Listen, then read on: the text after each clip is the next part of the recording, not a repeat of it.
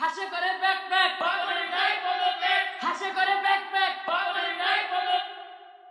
এই সাকিব আল হাসানের টসের জন্য পাঠাও, টস জিতার ব্যবস্থা করে দিয়েছি। কিন্তু পাপন স্যার সাকিব তো নাই, কই গেছে? শোরুম উদ্বোধন করতে ওনা একটু আগে শোরুম উদ্বোধন করে এলো, আবার গেছে। কথা নাই যে পাপন শোরুম উদ্বোধন করতে দিতে না করছে। কইছি তো তারপরে ও কি কইছে? ময়ে ময়ে এই না সাকিবের বলতে তুই চলতে যা। পাপন স্যার ওই বিএমডব্লিউ লুক দেখে আপনি আমার কিনতে পারবেন না, কারণ সব পুরুষ গাড়িতে আটকায় না। গাড়িতে না আটকায়, কিন্তু সব পরিচিত নারীতে আটকায়।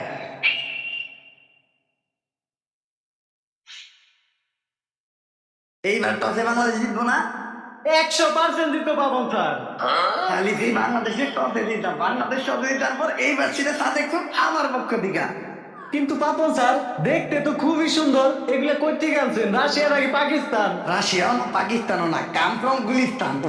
আর গুলিস্তানের জিনিসের মতো এগুলো কিন্তু সস্তা। উপরে দিয়ে দেখতে ফিটফাট, ভিতর দিয়ে সদরঘাট। সমস্যা নেই পাপন স্যার, আমার সবটা জিনিসই পছন্দ। আর সবসময় মাথায় রাখবেন, লঞ্চে উঠতে গেলে সদরঘাটে যাইতে হইব।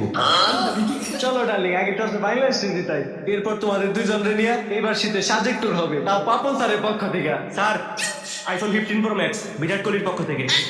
এইটা কি গোল্ড এডিশন? পুরো বিশ্বে এক পিসি আছে, এইটাও এখন তোমার হইব। ইন্ডিয়ার শুধু টসে জিতে দিব। Sorry darling, Sajek tour cancel, কারণ আমি 15 প্রো ম্যাক্সে আসক্ত। কি বলি? এই চল আবার ওই গুলিস্তান সিগনালে দাঁড়াইতে হইব। এইটাই আমাকে বাংলাদেশি নতুন টিম, যেই দেখায় একটা আনফিট প্লেয়ার নেই। হসা দেখেই বোঝা যাইতেছে সবগুলা টাইমের চেয়ে বেশি ফিট। ফিট থাকবোই বা নাকি, সবার চিকিৎসার দায়িত্ব তো আমি নিজে নিছি। কই স্যার, আমার তো ওষুধের খরচ দিলেন না। ওষুধের খরচ দেওয়ার কি আছে? যে ওষুধ লেগে দিতে ওটা তো সবার ঘরে ঘরে আছে, 3 বেলা খাওয়ার পর না পাই এক্সট্রা। তাইলে তো স্যার ওষুধ খাওয়ার আগে খাবার খাওয়া লাগবে, ওই খাবারের খরচটা দেন। আরে তুই ভুলুন সস, আমি কইছি 3 বেলা খালি বেড়া না পাই এক্সট্রা। কি বলি? আর এইটাই হলো বাংলাদেশের নতুন টিম, হাতে কোনো কয়েকটা প্লেয়ার বাদে সবটাই নতুন। আর তার ভিতর অন্যতম আর সবচেয়ে দামি প্লেয়ার হলো হ্যাকার লাউরা। স্যার, এই ক্রিকেট খেলার মধ্যে হ্যাকারের কামটা কি? এইটা সময় হইলেই বুঝতে পারবি। হ্যালো ক্রিস গেল, মাঠে এসে বড়। ওয়েলকাম গেল, ওয়েলকাম টু বাংলাদেশ। তা তোমার আইতে তো সময় লাগলো কে? আর বলেন না, তেঞ্জি দৌড়ছিলাম, আমার দুই পাশে বসে দুইটা হাতি, আর হাতি জাত দেখায় আমার মার্বল হয়ে গেছে চাপাতি। তারপর সেঞ্জি রেখে আমার পাইকান দিয়ে যেতে দেরি হয়ে গেছে।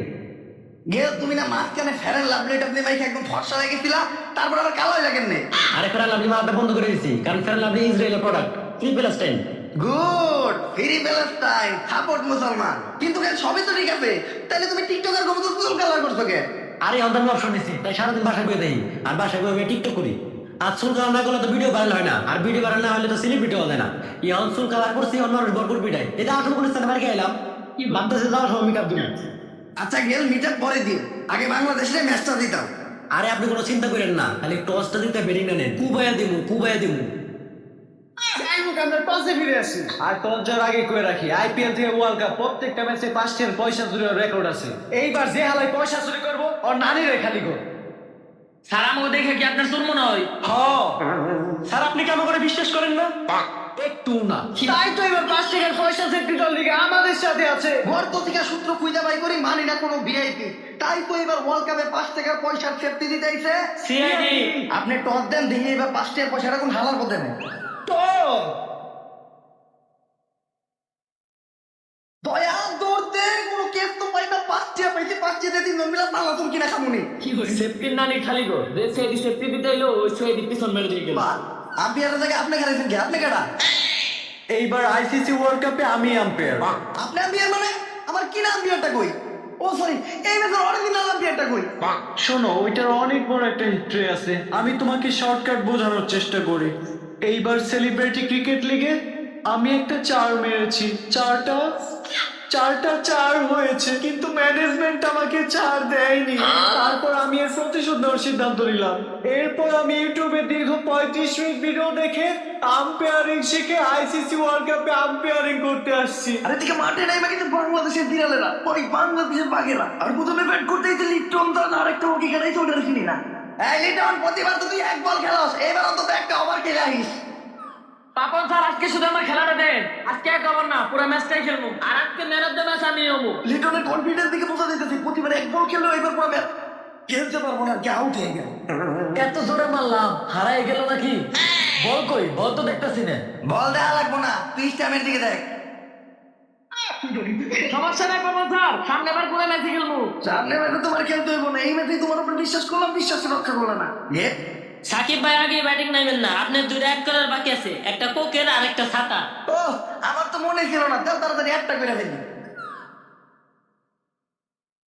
মাউন্টেন ঢেউ ঢেউ, এক চুমুক কাপ সত্যি পান, ভয়ের মারে খেলাম না। কি বলি BMW ছাতা, রস্তিকা বাজার আপনার মাথায়। কাট!